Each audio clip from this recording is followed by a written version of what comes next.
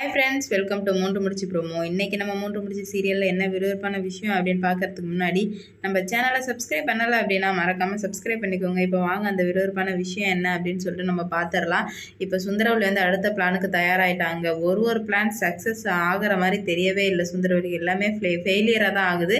Failure ஆகிறது மட்டும் இல்லாமல் நம்ம நந்தினி பிச்சை போட்டு வாழ்கிற மாதிரி தான் ஒரு டைம் ஆகுது. ஆனால் பிளான் போடுறது என்னமோ மாஸ்டராக தான் பிளான் போடுறாங்க சுந்தரவல்லி. ஆனால் ஃபைனலாக நம்ம நந்தினி எது பண்ணாலும் சரி பண்ணலனாலும் சரி சுந்தரவல்லி பிச்சை போட்டு தான் இருக்கிற மாதிரி இருக்குது. அதனாலேயே நம்ம நந்தினியை தீர்த்து கட்டணும் அப்படின்னு சொல்லிட்டு மறுபடியும் வந்து பிளான் போட்டாங்க சுந்தரவல்லி. இதுதான் லாஸ்ட் பிளானாக இருக்கும்னு நினைக்கிறேன். ஏன்னா சூர்யா சாருக்கு எல்லா உண்மையுமே தெரிஞ்சிடுச்சு. நந்தினியை போட்டு தள்ள சொன்னது சுந்தரவல்லி தான் அப்படின்னு எப்படி தெரிஞ்சிச்சு அப்படின்னு பார்த்தீங்கன்னா, இப்போ எல்லாமே வந்து வீட்டுக்குள்ளே வந்ததுக்கப்புறம் நந்தினிக்கிட்ட வந்து அருணாச்சலையா சூர்யா எல்லாருமே வந்து பேசுகிறாங்க. ஏன் எங்களை போக சொன்னீங்க அப்படின்னு கேட்கும்போது, அம்மா பேசின வார்த்தைகள் என்னால் தாங்க முடியலையா, அதனால தான் உங்களை போக சொன்னேன் அப்படின்ற மாதிரி சொல்லிடுறாங்க. அதுக்கப்புறம் இது மாதவி சுரேகா எல்லாத்தையுமே காதில் கேட்டுட்டு இருந்து, கண்டிப்பாக இந்த உண்மையை போய் சொல்லியே ஆகணுண்டி அப்படின்னு சொல்லிட்டு சூர்யா நந்தினி அருணாச்சலம் எல்லாருமே இருக்கும்போது உண்மையெல்லாம் போட்டு உடச்சிட்றாங்க. அப்பா அவங்க கிட்ட ஒரு விஷயம் சொல்லணும்ப்பா அப்படின்னு சொல்லும்போது, என்ன சொல்லுமா அப்படின்னு கேட்குறாங்க. அப்போ தான் இந்த மாதிரி நந்தினி இந்த வீட்டை விட்டு போகும்போதே அம்மா வந்துட்டு அவள் இந்த வீட்டை விட்டு போவா, ஆனால் திரும்ப இந்த வீட்டுக்கு வர வாய்ப்பே இல்லை அப்படின்னு சொல்லியிருந்தாங்க.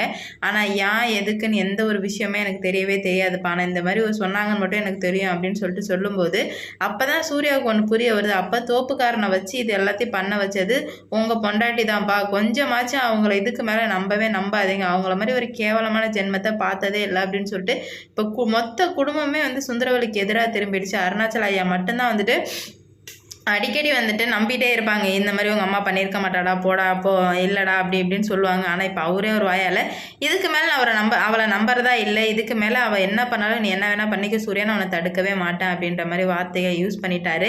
ஏன்னா சுந்தரவல்லி நடந்துக்கிட்ட விதம் அப்படி. தப்பு பண்ணிட்டும் குற்ற உணர்ச்சியே இல்லாமல் நம்ம நந்தினியை போலீஸ் ஸ்டேஷனில் வச்சு அவ்வளோ அசிங்கமாக கேட்டது எல்லாமே அருணாச்சலைய மனசில் ஆழமாக பதிஞ்சிட்டதுனால இதுக்கு மேலே நான் அவகிட்ட பேச போகிறதும் கிடையாது.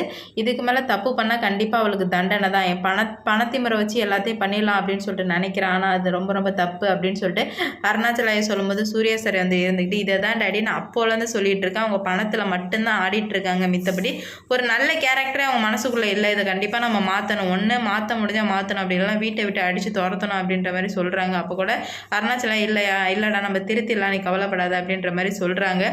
இப்போ மொத்த குடும்பமே வந்து சுந்தரவல்லிக்கு எதிராக திரும்பிடுச்சு. இதுக்கு மேலே தான் வந்துட்டு சுந்தரவல்லி வச்சு எல்லாருமே ஆப்பு அடிக்க போகிறாங்க. ஏன்னா இவ்வளோ நாள் சுந்தரவல்லி தான் எல்லாருமே ஓட விட்டு இருந்தாங்க. இந்த ஒரு உண்மை தெரிஞ்சதுலேருந்து சுந்தரவல்லி மொத்த குடும்பமே ஓட விட போகுது. அதை பார்க்க வந்து ரொம்ப எக்ஸைட்டிங்காக இருக்குது. ஏன்னா சுந்தரவல்லி எப்போ பார்த்தாலுமே திமிராவே எல்லாமே பண்ணுறாங்க. அவங்கள அடக்கிறதுக்கு எப்படா ஒரு நேரம் வரும்னு நினச்சேன், ஆனால் இப்போ வந்துடுச்சுங்க. அது இந்த வீடியோ பிடிச்சிருந்தா லைக் பண்ணுங்கள், ஷேர் பண்ணுங்கள், கமெண்ட் பண்ணுங்கள். இது போன்ற வீடியோ சீரியல் அப்டேட் தெரிஞ்சுக்க நம்ம சேனலை மறக்காமல் சப்ஸ்கிரைப் பண்ணிக்கோங்க.